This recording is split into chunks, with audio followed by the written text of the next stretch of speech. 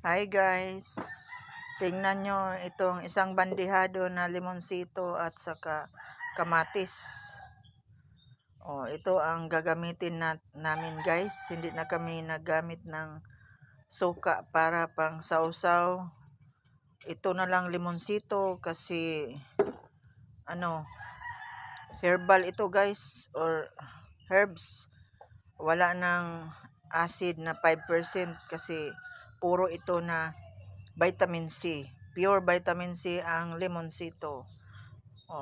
Kung nakarelate kayo nito guys, kung hindi na kayo nagamit ng sausawan na suka na 5% acidic. So ito guys, itong limonsito, natural nga acid nito kasi it is belong to herbs or pure organic guys ang acid ng limonsito.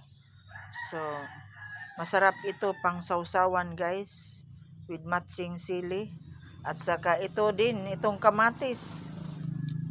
Masarap din ito guys, itong kamatis para pang sausawan or pang halo ng piniritong uyap.